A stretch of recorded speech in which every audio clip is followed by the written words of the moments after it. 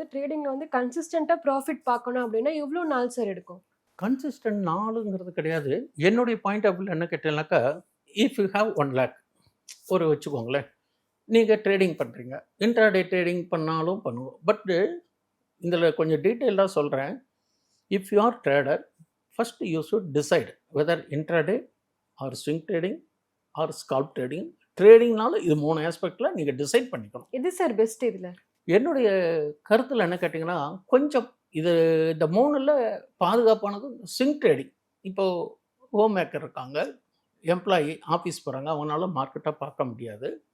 அவங்க சில டெக்னிக்கல்லாம் பார்த்து, after learning that technical, trend is our ஃப்ரெண்டுன்னு பார்த்துட்டு, இன்னைக்கு ஒரு ஸ்டாக்கை ஒரு குறிப்பிட்ட நேரத்தில் நல்ல டே லோல வாங்குறாங்க. வாங்கிட்டு ஒரு 3 டேஸ் இப்போ இன்னைக்கு வாங்கினா ஜென்ரலாக மறுநாள் விற்கிறதுக்கான வாய்ப்புகள் குறைவு. ஏன்னா T+1ன்றதுனால நாளான்னைக்கு தட் இஸ் ஆன் 3rd டேலேருந்து மேக்ஸிமம் அதிகபட்சம் 3 மாதத்து வரலையும் அது ஹோல்டு பண்ணலாம். இன் சம்டைம்ஸ் ரேர் தான் அந்த 3 மாதங்கிறது. அந்த பையிங் வால்யூம், செல்லிங் அந்த ப்ரைஸ் மூவ்மெண்ட் பொசிஷனை பார்த்து கரெக்டாக என்ட்ரி ஆகிட்டாங்கன்னு வச்சுக்கோங்களேன்.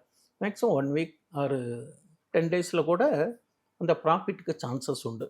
அந்த ப்ராஃபிட்டை நம்ம எப்படி பண்ணணும்னு கேட்டோம்னா, those who are trading in intraday trading அவங்க 1 to 1.5% தான் லாபம் எதிர்பார்க்கலாம்.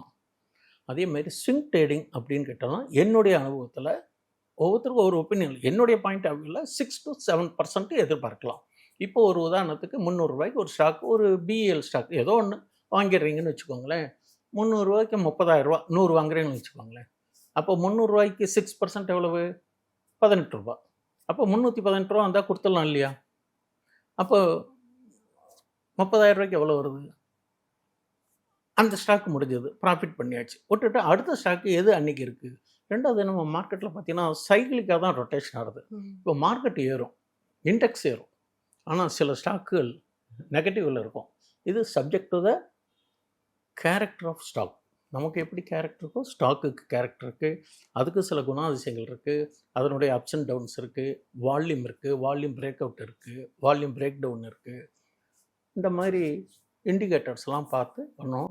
ரொம்ப சௌரியமானது ஆப்ஸ் எல்லாம் நிறையா இருக்குது. பட் நம்ம ஆப் வந்து நம்மளுடைய ட்ரேடிங் பிளாட்ஃபார்ம் ஆப் வந்து ஃப்ரெண்ட்லியாக இருக்கணும். ஃப்ரெண்ட்லினா எல்லா ஃபெசிலிட்டிஸும் இருக்கும். சில பிளாட்ஃபார்மில் நம்ம எதிர்பார்க்குற வசதி இருக்காது. சப்சிக்வெண்ட்டாக ஒவ்வொன்றா இன்கார்பரேட் பண்ணுவாங்க. இன்னும் நல்ல ஃப்ரெண்ட்லி ஆப் இருந்தால் பண்ணலாம்.